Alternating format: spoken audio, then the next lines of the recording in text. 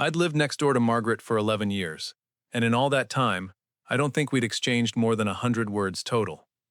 Then, on a Tuesday morning in October, she knocked on my door holding a coffee mug she didn't drink from, and said, "My porch step gave out this morning. I nearly broke my ankle. Would you have time to look at it?" I said yes, before I'd even finished hearing the question. What I didn't know, standing on my own doorstep that morning, was that fixing a wooden step was going to turn into 6 months of quiet Tuesday mornings, a friendship neither of us expected at this stage of our lives, and a decision, near the end, that I almost didn't have the courage to make. If you've ever wondered whether it's too late to let someone new into your life, stay with me, because Margaret and I both thought that question had already been answered for us, years ago, by circumstances neither of us chose. We were wrong, and it took the two of us most of a year to admit it. Quick version of who we were, because the porch is where this story actually starts. My name's Walter. I'd lost my wife Carol 4 years earlier. Cancer, slow, and then not slow at all. 36 years of marriage ended in a hospital room that smelled like antiseptic and bad coffee, and I'd built a quiet, careful life around her absence in the years since. Coffee alone in the mornings, same mug she used to tease me for never washing properly. The same 3 restaurants on rotation, because trying somewhere new without her felt like a small betrayal I wasn't ready to commit. A retirement I hadn't quite figured out what to do with yet, mostly because Carol and I had always planned that part of life together, and doing it alone felt like reading the second half of a book with the first half missing. Margaret had lost her husband, Frank, almost 2 years before that Tuesday. I knew this the way you know things about neighbors. Secondhand, through the mail carrier mentioning it in passing, through a funeral wreath I'd seen delivered one gray November afternoon that I never asked about. We'd nodded at each other collecting our newspapers some mornings, occasionally exchanged a comment about the weather over the fence line. That was the extent of it, 11 years running. 11 years living 20 feet apart, and grief had somehow kept us both further away from each other than the actual distance ever did. It's a strange thing, loss. It can make you more guarded with the people closest to you geographically. Like keeping a wall up is safer than finding out you might actually need someone again. Then that step broke, and everything I'd carefully built started, slowly, to shift. I came over that afternoon with a toolbox I hadn't opened in longer than I wanted to admit, the hinges slightly stiff from disuse. The step wasn't complicated, rotted wood, easy fix, maybe 40 minutes of actual work once I got started. Margaret sat on her porch swing the whole time, not hovering, just present, occasionally handing me a tool before I even asked for it, like she'd been paying more attention to what I needed than I initially realized. She had a way of watching quietly that I found, almost immediately, more comfortable than I expected it to be. "Frank used to do all this," she said at one point, not sadly, just stating a fact the way you'd mention the time of day. "I never learned. Now I've got a house full of things quietly falling apart, and no real idea how to stop any of it. The gutters need cleaning. There's a light switch in the hallway that's been flickering for months. I keep meaning to call someone." "I know that feeling," I said, tightening the last screw. "Different house. Same problem, more or less. Carol handled the finances and the garden. I handled nothing, apparently, until I had to." She looked at me for a second longer than the comment probably warranted, something quietly recognizing something else. "Carol," she said. It wasn't really a question. "Carol," I confirmed. 4 years this past spring. Frank, almost 2 years now, this December." She said it plainly, the way people learn to say these things eventually, after enough time has passed that the words don't catch in your throat quite the same way anymore. Something passed between us in that moment. Not romantic, not yet, not even close to that. Just recognition. Two people who understood exactly what the other one carried, without needing any of it explained further.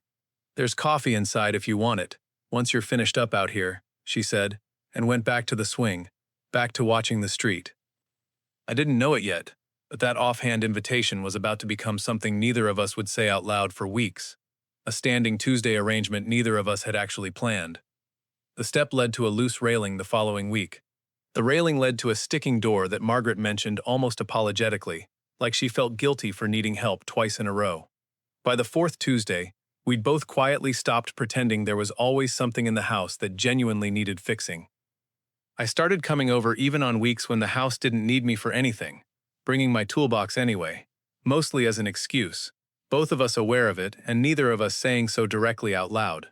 Margaret always had coffee ready by the time I arrived, poured before I'd even finished parking in my own driveway. Sometimes we talked for an hour. Sometimes we didn't say much at all. And the quiet between us was easy, in a way I genuinely hadn't experienced with anyone since Carol passed. She wore the same soft gray cardigan most Tuesdays, sleeves pushed up whenever she helped me with something. Simple jeans and worn sneakers. Nothing fussy, nothing performed for anyone's benefit. I noticed that about her early on, though I didn't say anything about it at the time. Nothing about Margaret ever felt like it was trying to prove something to anyone watching. After the last several years of my life, years spent carefully managing how I appeared to well-meaning neighbors and concerned children, that particular steadiness meant more to me than I expected it to. By week 6, we'd started talking about Frank and Carol far more openly, not carefully tiptoeing around the subject like most people did around us, worried they'd upset the widow or widower, but actually talking about them freely. Margaret told me about Frank's genuinely terrible singing voice, how he used to serenade her badly in the kitchen just to make her laugh. I told her about Carol's stubborn insistence on doing crossword puzzles in pen, refusing to ever admit when she'd gotten one wrong. We laughed more in those particular conversations than either of us had laughed in years, honestly. And somewhere in there, without either of us marking the exact moment it happened, the topic slowly stopped being only about the people we'd lost. It became, gradually, about who we were becoming to each other now. Here's where it got complicated, the way these things usually do when two people start caring about each other again later in life, with grown families watching closely. Around month 3, Margaret's daughter, Diane, started showing up on Tuesdays too. Not every single week, but often enough that I noticed the pattern forming. She was polite to me, always carefully, deliberately polite, but there was a watchfulness in how she looked at her mother and me together that I recognized immediately, because I'd have done the exact same thing in her position, watching over my own mother. One particular Tuesday, Margaret had gone inside to get more coffee, and Diane sat down across from me on the porch steps I'd fixed months earlier, her expression carefully composed. "I want to be direct with you, if that's all right," she said. "My mom seems happier than she's been in 2 years. I can see that clearly, and I'm genuinely glad for it. But I also need you to understand something. If this is casual for you, some kind of pleasant distraction from your own loneliness, I need to know that now before she gets in any deeper than she already might be." It was a fair question asked by someone protecting the person she loved most. I respected her considerably for asking it directly instead of letting the resentment simmer quietly for months. "I lost someone too," I said, meeting her eyes. "I know exactly what it costs to let yourself feel something again after that kind of loss. I wouldn't be spending every Tuesday fixing things that genuinely don't need fixing anymore if this wasn't serious to me. I promise you that." Diane studied me for a long moment, clearly weighing something. "Okay," she finally said, some of the tension leaving her shoulders. "Just don't make me regret believing that. She's been through enough already." I didn't know it yet, but that particular conversation was about to matter a great deal sooner than I expected, because 2 weeks later, Margaret herself was the one who almost walked away from all of it. It was a Tuesday in April when Margaret told me, quietly, over coffee that had gone cold between us, that she thought we should stop. "Stop what, exactly?" I asked, though I understood the general shape of what was coming even before she answered. "This, us. Whatever this has slowly, quietly turned into over these past few months." She wasn't looking at me, focused instead on turning her coffee cup in small circles. "Frank and I were married 31 years, Walter. I genuinely don't know how to be anything but his wife, even now, even after everything. Some mornings I still reach for his side of the bed, before I remember he's gone. I don't think that's fair to bring into whatever this is slowly becoming with you. You deserve someone who isn't still half-tethered to somebody else." I sat with that for a long moment before answering, because I didn't want to say the wrong thing to something that had clearly cost her a great deal of courage to say out loud. "I still talk to Carol sometimes," I admitted quietly. Out loud, standing in the kitchen, like she's actually going to answer me back. "I don't think that ever fully goes away, Margaret. And honestly, I don't think it's supposed to go away. But loving someone new doesn't erase loving someone you lost. I've spent 4 years believing those two things couldn't possibly exist together in the same life at the same time. These past few months with you have been the first time I've actually started believing they can." Margaret was quiet for a long time after that, long enough that I wondered if I'd said too much. When she finally looked up at me, her eyes were wet, though she wasn't quite crying, holding it back the way people do when they've had a lot of practice. "I'm scared," she said simply, honestly. "Not of you, specifically. I'm scared of how much this would hurt to lose again, at our age, when we both already know exactly how these things eventually, inevitably end for people like us. I'm scared too, Margaret, every single day. I'd rather be scared and actually have this, though, than stay safe and have nothing at all waiting for me at the end of it. That's the only thing I'm genuinely sure of anymore. She didn't answer me that particular morning. She just reached across the table and held my hand, quietly, and we sat there a long while together, neither of us saying anything else out loud, both of us somehow understanding that something important had just been decided between us, even without having the actual words for it yet. It's been a little over a year now since that Tuesday the step first broke. I won't pretend everything after that particular morning was simple, because it genuinely wasn't. Margaret and I moved slowly, deliberately, in a way I think only really makes sense once you've already lost someone and understand exactly what's actually at stake in choosing to get close to someone again this late in life. There were nights she pulled back without much explanation, needing space I learned, gradually, to give her without taking it personally. There were mornings I caught myself feeling quietly guilty for being happy, like happiness itself was some kind of betrayal of Carol's memory, until I slowly, deliberately stopped letting myself believe that particular lie. Diane came around fully about 8 months into all of this, once she'd watched enough ordinary Tuesdays pass to genuinely trust it wasn't going anywhere temporary.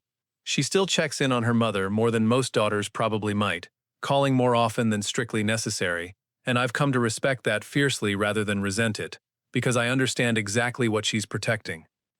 Margaret still wears that same gray cardigan some mornings, the sleeves still pushed up out of habit.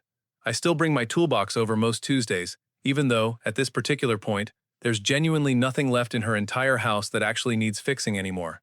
We both know that perfectly well. Neither of us has ever said so directly out loud, and honestly, I don't think we need to. Last month, sitting on that same porch swing where this whole thing quietly started, she asked me, half joking but not entirely, whether I thought Frank and Carol would approve of any of this, of the two of us. I told her the truth, the same thought I'd been carrying for months by then. I think they'd both just be genuinely glad neither one of us had to spend the rest of our lives eating dinner alone in a quiet house, pretending that was enough. We don't talk about the future in grand terms, Margaret and I. Neither of us is interested in rushing towards some big, dramatic declaration just because we've reached an age where people seem to expect that sort of urgency. What we have instead is smaller than that, and somehow sturdier for it.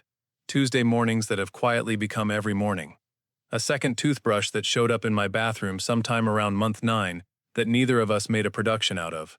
Her name added carefully to the emergency contact card I keep in my wallet, right below where Carol's used to be, not replacing it, just sitting alongside it, the way I've come to understand these things actually work when you're fortunate enough to get a second chance this late. Some mornings, I still catch myself glancing toward Carol's side of the bed out of old habit, and I don't think that will ever fully stop, and I've made peace with that. But most mornings now, there's coffee waiting on a porch 20 feet from where I used to eat breakfast alone, and a woman in a gray cardigan who understands, better than almost anyone could, exactly what it costs to let yourself hope again. If you've ever wondered whether it's too late to start something new at this stage of life, I'm here to tell you, honestly, that it isn't. Not at any age, not after any amount of loss.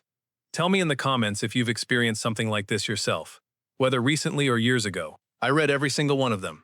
And if this story moved you the way I hope it did, stay subscribed, because there's another story next week that I think you're going to feel just as deeply.